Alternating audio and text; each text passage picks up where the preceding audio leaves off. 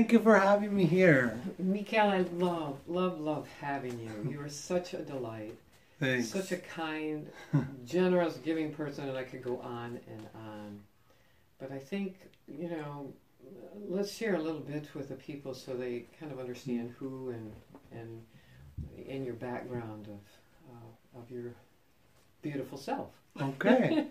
Thanks. The first thing that I always like to say, and then I'll just let you go ahead and take this over, is that we speak of you as being a medium. Yeah.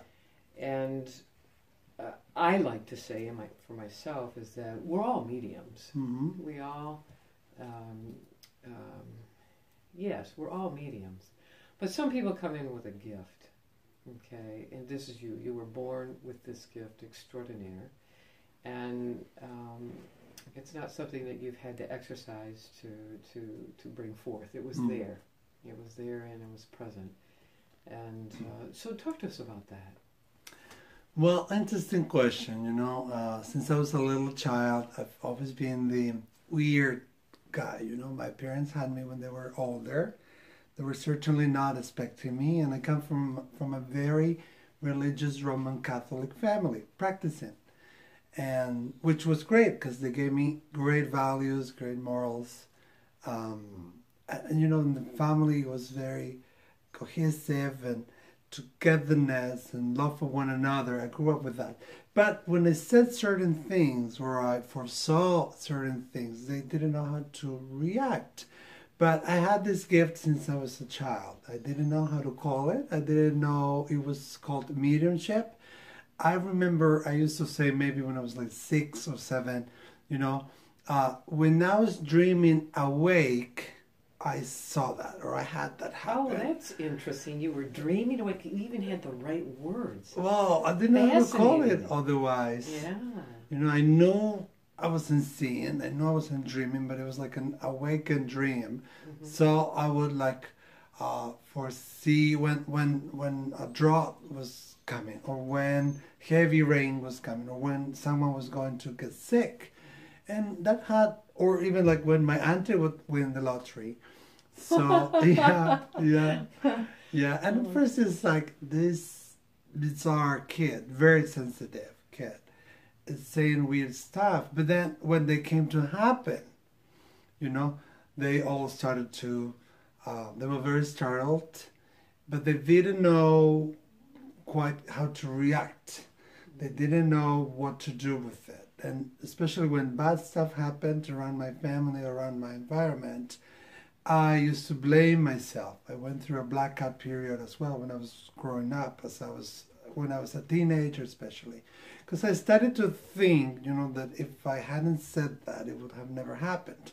But the truth is that I've always seen spirits, angels, guides. I had this very long walk. I had to walk from home to school. Like almost, like more than a mile, like a kilometer and something. No, almost 2 kilometers actually. And I was always surrounded by, invisible friends. So I was okay, it was invisible friends. But when I started describing those invisible friends, my family started noticing that they were deceased relative that I never knew. Like I have this cousin, she would have been she was like 25 years older than me. I never met her. She was run over by by a train when she was 14. Oh my goodness. Yeah. Oh my goodness. But I could see this little girl, this blonde, green-eyed girl, and all of a sudden I saw her in a picture and I was able to recognize her. Also my great-great-grandmother who had 6 fingers on my hand. Oh. So I would see her around. So I was like, oh yeah, there's this lady here, and I would give the evidence of the 6 fingers. So my entire family was like so puzzled. They didn't know what to do with it. But eventually... Can I just break in here a minute? Sure, Tell us, these people around you, were you comfortable, or did they comfort you when you said you're walking home and you had these... Yeah. To me, they were okay. To me, they were presences. There were people that were with me.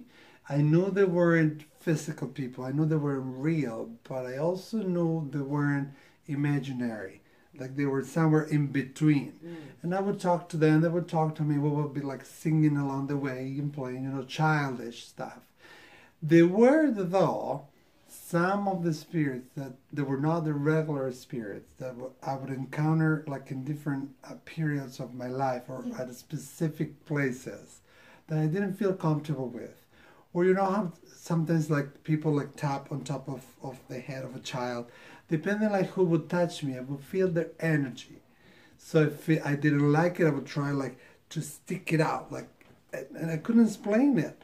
And people would tell me, okay, what's going on? I'm like, I don't know, I just feel bad. I don't like him touching me,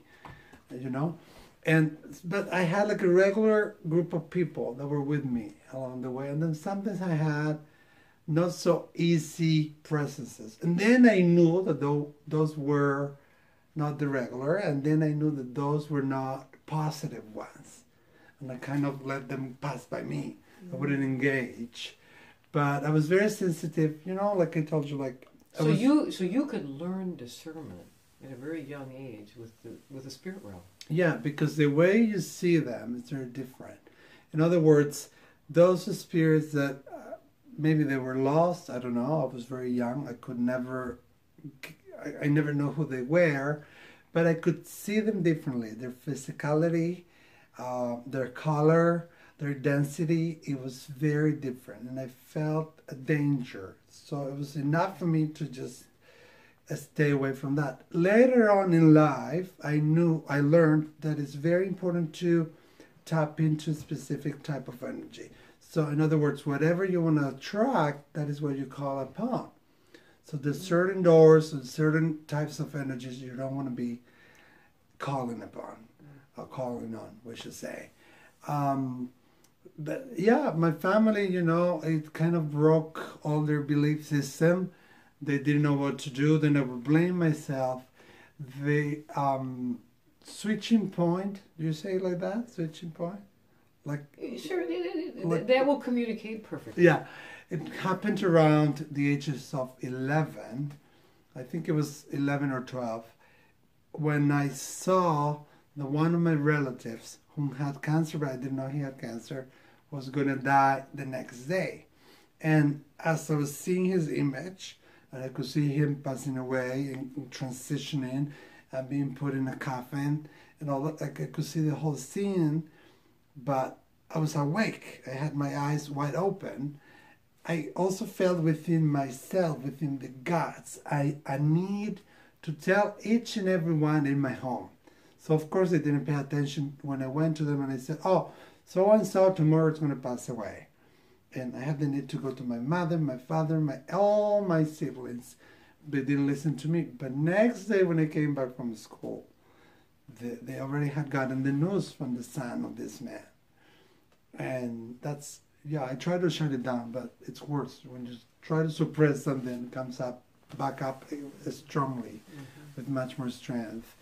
But I was very, how would I say, peculiar growing up, and I wasn't aware that people didn't have this gift. It was only until high school. I was going to say, how did the children react with you? Did you talk to other children like this, or?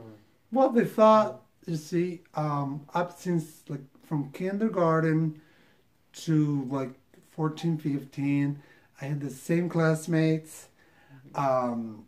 They were also, most of them were also my playmates. And we used to hang out together, so it was something that Mikael did. This is his so did you help your friends sometimes when you see something like don't do this or don't do that? Oh yeah, it's funny. Yeah, I remember like funny things like this.